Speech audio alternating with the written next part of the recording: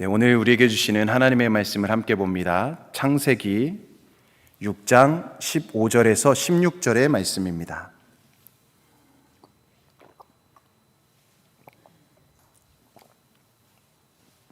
창세기 6장 15절에서 16절 두 절의 말씀입니다. 우리 같이 합독하도록 하겠습니다. 시작. 내가 만들 방주는 이러하니 그 길이는 300규빗, 너비는 50규빗, 높이는 30규빗이라. 거기에 창을 내되 위에서부터 한 규빗에 내고 그문은 옆으로 내고 상중하 3층으로 할지니라. 아멘, 아멘.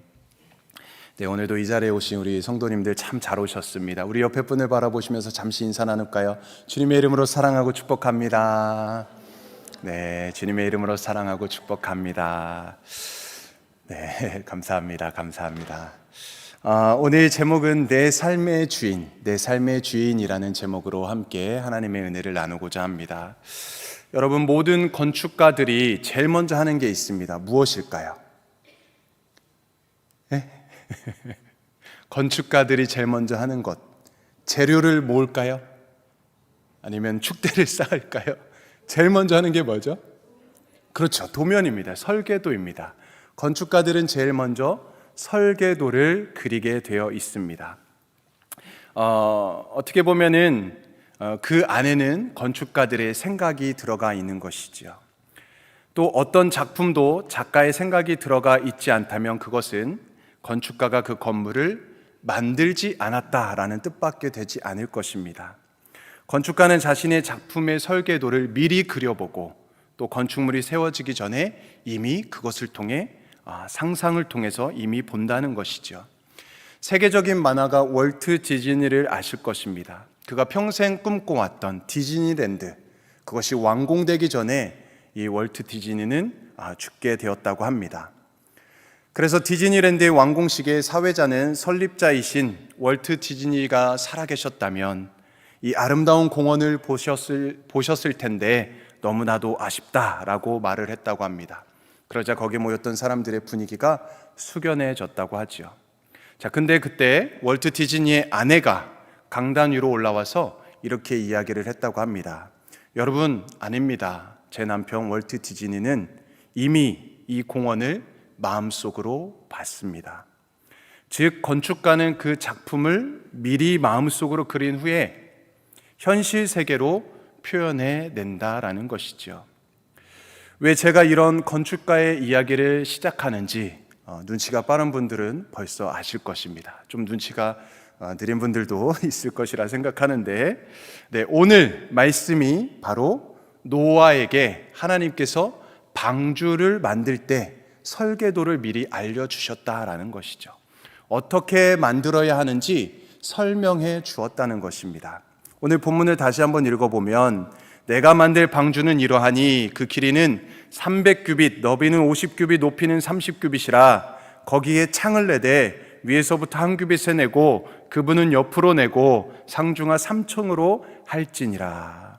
하나님께서 이미 노아에게 방주를 어떻게 만들어야 되는지 그 크기와 높이와 넓이를 다 말해 주었다는 것입니다.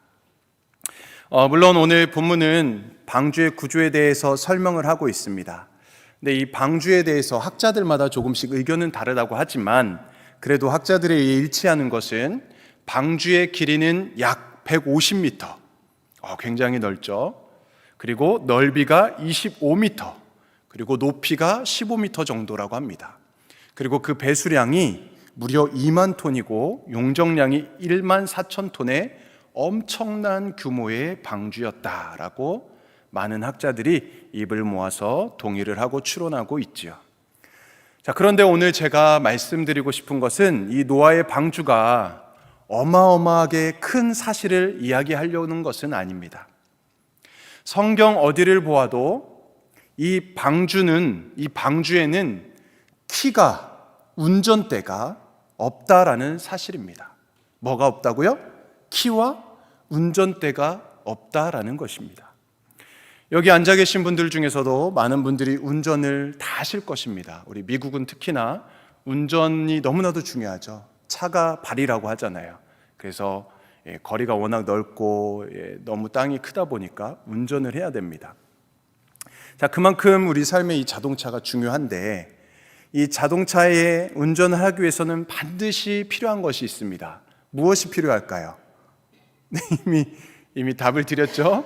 키와 운전대가 필요합니다. 물론 모든 그 자동차의 부품들이 다 중요하지요. 하나하나가 다 중요합니다. 하나라도 고장나면 움직이지 않을 것입니다. 그런데 다 갖추어져 있어도 키가 없으면 문을 열 수 없고 또 시동을 걸 수가 없습니다. 그리고 시동을 걸었다고 해도 운전대가 없으면 나아갈 수 없죠. 방향을 틀 수가 없다라는 것입니다. 자, 그렇다면 하나님은 왜 이 방주에 키와 운전대를 만들지 않으셨을까요? 왜 그것을 만들으라고 명령하지 않았을까요? 행여나 노아가 운전대와 키의 개념을 알아서 만들려고 했다 가정하여도 그것을 왜 만들기를 원치 않았는지 생각해 보신 분이 계신가요? 이 방주의 원어로는 테바라고 합니다. 테바. 이 원어로 방주가 테바입니다. 기억하셔도 좋을 것 같습니다. 제가 이 원어를 이렇게 잘난 척 하려고 이렇게 제가 얘기하는 것은 아닙니다. 조금 그 의미를 우리가 함께 조금 더 잘 알았으면 좋겠습니다. 저도 히브리어 잘 공부 못했습니다. 네, 근데 이 테바라는 단어를 굉장히 제가 이렇게 깊이 묵상했던 때가 있었어요. 그래서 함께 이거를 나누고 싶은데요. 그 뜻은 큰 상자입니다. 큰 상자. 그리고 뜨는 배라는 의미를 갖고 있습니다.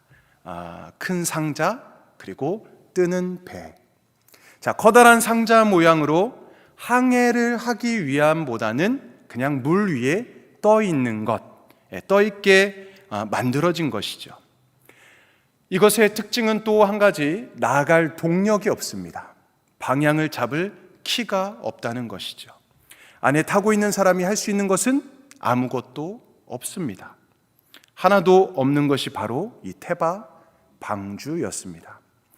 여러분이 잘 아시는 것처럼 모세도 아기 때 강가에 이렇게 뛰어졌잖아요. 그때 뭐에 이렇게 타고 있었죠? 뭐를 타고 있었죠? 갈대 상자. 이 갈대 바구니. 이 바구니는 나일강 주변에서 많이 서식하는 파피루스라는 이 잎을 엮어가지고 만든 것입니다. 그리고 거기에 진을 칠하고 역청을 칠해가지고 방수 처리를 한 그런 갈대 상자 바구니입니다. 그런데 그 갈대 상자 바구니도 보니까요, 원어로 테바입니다. 테바.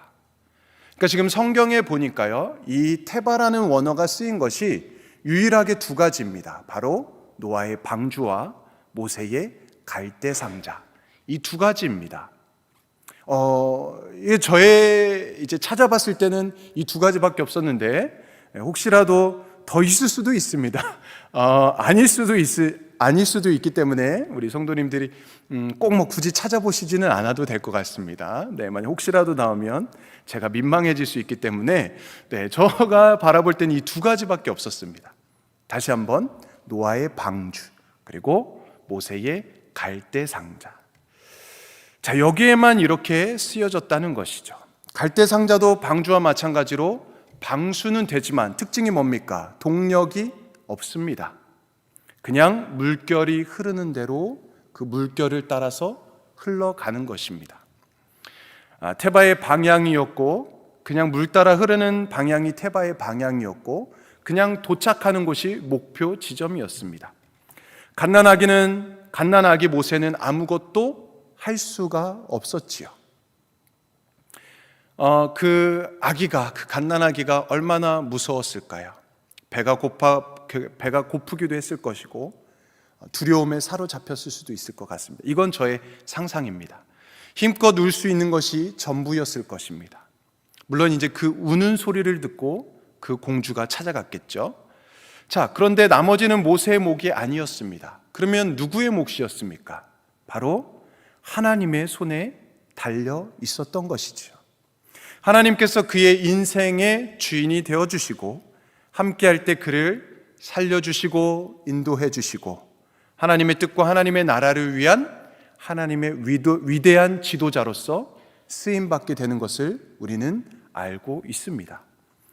우리는 이것을 잘 생각해 봐야 됩니다. 이처럼 우리들 인생의 주인도 나 자신이 아니라 하나님께서 우리의 인생의 주인이 되어주시고 우리 인생의 키와 우리의 운전대가 하나님의 계획과 섭리 안에서 하나님 계획 안에서 움직이고 있다는 것을 우리 성도님들이 믿으시기 바랍니다.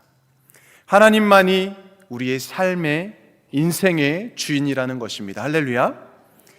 그렇다면 우리가 아무리 힘들고 때로는 어려운 일이 우리에게 찾아온다 할지라도 그 모든 이면에는 하나님의 뜻이 있겠지, 하나님의 섭리가 있겠지, 하나님께서 이 어려움을 겪게 하는 그 이유가 있을 것이야 라고 생각하면 되는 것이죠. 우리의 모든 삶을 사랑의 하나님, 은혜의 하나님, 모든 역사의 주관자 되시는 그 하나님께서 가장 선한 길로, 가장 좋은 길로, 가장 복된 길로 인도하신다는 사실을 우리는 믿음의 눈으로 바라보며 따라가면 되는 것입니다. 그럼 한 가지 질문을 던져보겠습니다. 여러분은 지금 하나님이 여러분 인생의 운전대를 잡고 계신가요? 여러분 인생의 주인을 하나님으로 모시고 살아가고 계십니까? 그것이 아니라면 지금 나는 누구에게 내 삶의 운전대를 맡기며 살아가고 있는 것일까요?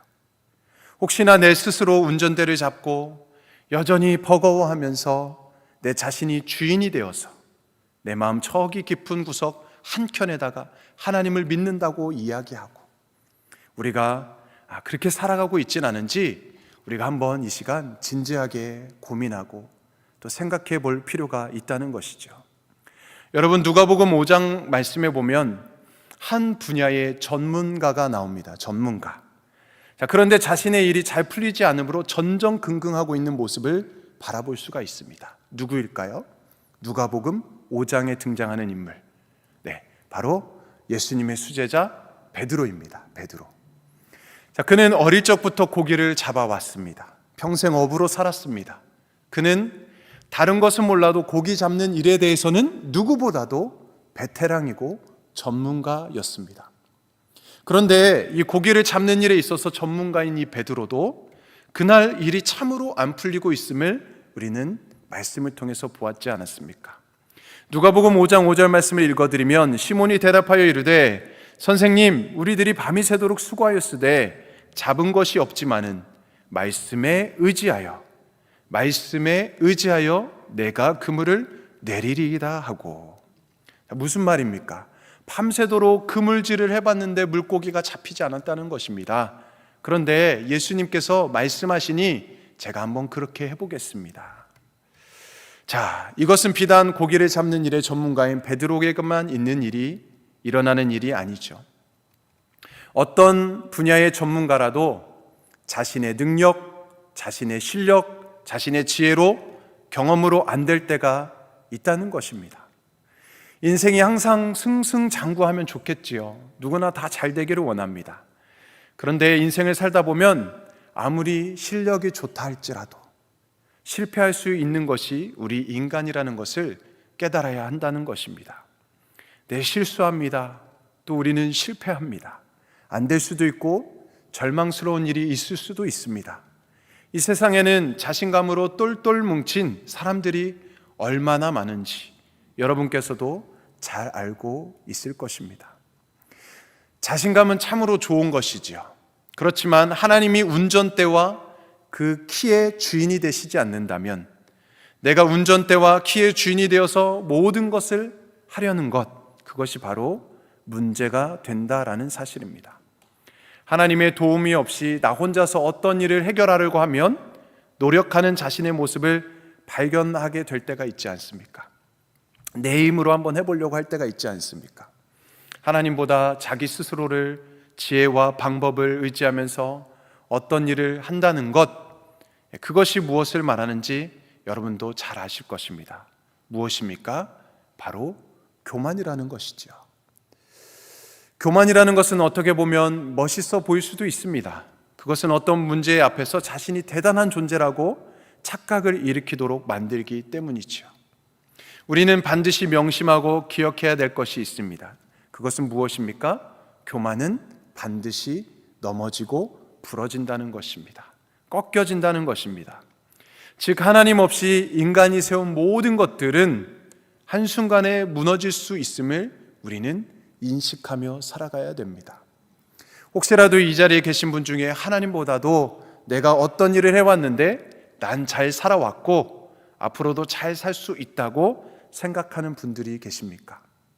그런 생각을 갖고 계신 분들이 있다면 한번 자기 스스로에게 이런 질문을 던져보았으면 좋겠습니다. 첫 번째, 나는 믿을 만한 사람인가?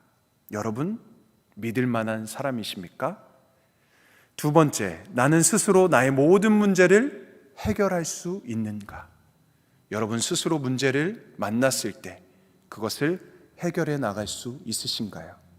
세 번째, 나는 나의 5분 후에 어떤 일이 일어날지 알고 계신가요? 여러분, 우리는 1분 1초, 그 다음에 무슨 일이 일어날지 우리는 알 수 없지 않습니까? 네 번째, 나는 나의 죽음 이후에 대해서 어떻게 생각하고 있는가? 여러분, 여러분의 죽음 이후에 어떤 일이 벌어지겠습니까? 아무리 좋은 머리를 갖고 있고 아무리 능력이 뛰어나고 아무리 실력이 출중할다 할지라도 내 인생의 운전대를 하나님이 갖고 계시지 않으면, 하나님이 없으면, 내가 쥐고 있다면 우리는 실패하는 인생, 낙오하는 인생이 된다는 사실입니다. 자신의 지식이 모든 것을 해결할 수 없음을 깨달을 때가 있지요. 자신이 가진 모든 돈이 자신의 모든 문제를 해결할 수 없음을 우리는 깨닫습니다. 자신의 능력이 아무것도 아님을 고백하는 순간이 있을 것입니다. 이런 연약한 자신을 하나님이 아닌 내가 주인이 되어서 자신을 믿으며 자신의 능력과 지혜와 실력을 믿고 산다? 이 얼마나 미련하고 어리석은 일이겠습니까? 너 자신을 믿으라, 너 자신을 믿으라 라고도 이야기를 하지요. 얼마나 멋지게 들릴지 모르겠지만 조금 더 진지하게 생각해 본다면 믿을 사람 하나 없는 게 바로 인간이라는 것이지요. 자신 홀로 인생을 개척하면서 혼자 인생을 살아가는 삶, 그 삶은 멋져 보일 수도 있습니다. 자수성가한 사람들 얼마나 멋져 보입니까? 굉장히 위대해 보이기도 합니다. 하지만 그 삶에 하나님이 없다면 불쌍한 삶이자 불쌍한 인생인 것입니다. 안 봐도 답은 뻔한 것이죠. 실패하는 삶이고 멸망하는 삶이기 때문입니다. 여러분 인생을 하나님이 주인이 아닌 내가 주인이 되어 지금까지 살아오셨습니까? 그렇다면 이제는 우리의 이 운전대와 우리의 키의 주인을 바꾸셔야만 합니다. 하나님만이 나의 운전대의 주인이 되셔야 합니다. 하나님과 한 걸음 한 걸음 걸으며 동행하는 삶이 되어야 합니다. 하나님을 내 삶의 주인으로 모시고 살아간다면 하나님께서는 분명히 나의 인생, 여러분들의 인생을 책임져 주시기 때문입니다. 하나님 안에 답이 있습니다. 하나님 안에 참 자유와 평안이 있는 줄로 믿습니다. 주님이 나의 주인이 되었을 때 무조건 성공하고 무조건 잘 된다는 것은 아닙니다. 때로는 실패하지요. 때로는 절망스럽고 좌절스러운 일들을 겪을 때도 많이 있습니다. 그러나 그 자리에서도 하나님은 나와 여러분과 함께 해 주신다는 것입니다. 우리가 하나님을 포기하지 않으면 하나님은 우리를 포기하지 않으십니다. 죽음 직전의 그 순간에도 주님은 우리와 함께 해 주시는 것입니다. 이 세상에 혼자라고 생각되며 죽을 만큼 힘들 때라도 하나님은 변치 않는 사랑으로 함께 해 주신다는 것이죠. 그 하나님이 나와 함께 하신다는 그 사실 하나만으로도 모든 것을 이길 힘이 생기고 또 모든 것을 감사할 조건이 된다고 믿습니다. 왜요? 하나님 안에 거하는 자, 하나님을 믿는 자는 반드시 구원을 얻기 때문입니다. 영생을 얻기 때문입니다. 이 세상 어떤 것으로도 살 수 없는 그 구원을 우리가 받을 수 있다는 것입니다. 그거 구원 하나로 우리는 기뻐할 수 있고 행복할 수 있는 것이지요. 이제 다시 본문으로 돌아옵니다. 우리가 흔히 이야기하고 알고 있는 이 노아의 방주에는 선장도 없고 키도 없고 운전대도 없었습니다. 이것은 우리의 인생을 내가 아닌 하나님께서 주인이 되시기를 바란다는 사실, 그것을 우리에게 알려주시기 위함입니다. 그리고 15절 말씀을 다시 보면 어떻게 시작합니까? 내가 만들 방주는 이러하니라. 16절에도 보면 거기에 창을 내어라. 16절 끝에 보면 그렇게 할지니라. 하나님께서 노아에게 말씀하십니다. 노아는 어떻게 반응합니까? 자신의 의지대로, 자신의 생각대로 반응했습니까? 자기 마음대로 행동했습니까? 아닙니다. 하나님께서 말씀하신 그대로 순종했습니다. 무엇을 말씀합니까? 하나님은 우리 인생의 설계자가 되십니다. 우리가 갈 길을 이미 예비하고 계획해 놓으셨습니다. 인생의 해답은 우리가 들고 있지 않습니다. 오직 주님께서만 아신다는 것이죠. 우리는 그저 하나님의 그 말씀과 하나님의 그 음성에 귀를 기울이고 순종하며 따르기만 하면 된다는 것이죠. 성경은 분명히 우리에게 말하고 가르치고 있습니다. 하나님께서 길을 여시면 닫을 자가 없고 하나님께서 길을 닫으시면 열 자가 없다라고 말씀하십니다. 그러므로 우리의 인생과 길은 오직 하나님께 있음을 우리는 명심해야 합니다. 그렇다면 우리의 뜻대로 되지 않았다고, 우리의 계획대로 일이 풀리지 않았다고, 진행되지 않았다고 우리가 낙심할 필요가 없습니다. 우리 계획대로 되지 않았다고 할지라도 결국 인생의 길을 만들고 열어주시는 것은 하나님이시기 때문이지요. 하나님께서 더 좋은 길로, 가장 좋은 길로, 가장 복된 길로 인도해 주신다는 것이지요. 하나님 안에 절대로 실패가 없습니다. 하나님이 계획하신 모든 선한 것은 주님의 뜻 안에서 반드시 이루어진다는 사실을 믿으며 강하고 담대한 그 믿음으로 앞으로 전진하며 나가는 우리 모두가 되시기를 간절히 축복합니다. 이제 말씀을 정리합니다. 인생을 살아가면서 하나님이 주인이 아닌 내가 주인이 되어 살아가면 우리의 인생은 실패한 인생이요 무의미한 인생이 될 것입니다. 결국 하나님 없이 살아서 잘되고 부유한 삶을 살았다 할지라도 나중은 빈손으로 흙으로 돌아가는 것이 지금 현재를 살아가고 있는 사람들의 삶일 것입니다. 그러기에 하나님은 나의 인생에, 그리고 여러분들의 인생에 주인 되시기를 바라고 있다는 이 사실, 그것을 잊지 마시기 바랍니다. 기억하시기 바랍니다. 우리 옆에 분을 바라보면서 이렇게 한번 선포합시다. 잊지 맙시다. 기억합시다. 하나님만이 주인이십니다. 할렐루야. 아멘. 하나님이 내 인생의 주인 되어 주시면 그가 처한 상황이 어떠하든지 그곳에 아름다운 삶을 살 수 있게 될 것입니다. 문제는 내가 과연 내 인생의 주인으로 누구를 모시고 사느냐가 중요하지요. 진정으로 내 삶의 주인을 하나님으로 모시고 산다면 틀림없이 여러분의 인생은 값진 인생으로 살게 될 것입니다. 누구보다 아름다운 삶, 예수님처럼 승리한 삶을 살아갈 수 있을 것입니다. 사랑하는 우리 뉴욕 성결교회 모든 성도님들, 지금 여러분들의 삶에 또 우리 교회에 힘들고 어려운 일을 겪고 있습니까? 위기는 기회라는 말도 있지 않습니까? 더 하나님의 뜻을 분별할 수 있는 시간이 될 것입니다. 우리 모두 주님을 바라보고 더 주님을 의지하시고 주님 손에 우리의 삶을 맡기며 힘을 내어주시기 바랍니다. 마지막으로 담임 목사님 청빙을 위해서도 우리 모든 성도님들이 날마다 기도하고 계신 줄로 믿습니다. 계속해서 기도로 마음을 합해 주시고 예배의 자리에 모이기 힘써 주시고 우리의 삶의 주관자 되시는 하나님께 우리의 삶도, 우리의 생명도, 또 우리의 모든 것을 주님께 맡김으로 하나님께서 기뻐하시는 삶, 하나님께서 주인 되는 삶, 하나님께 영광 되는 삶 살아가시기를 주님의 이름으로 간절히 축원드립니다. 아멘. 이 시간 우리 함께 찬양 드리기 원합니다. 내가 주인 삼은 모든 것 내려놓고 이 찬양 우리 함께 고백하며 하나님께 올려드리겠습니다.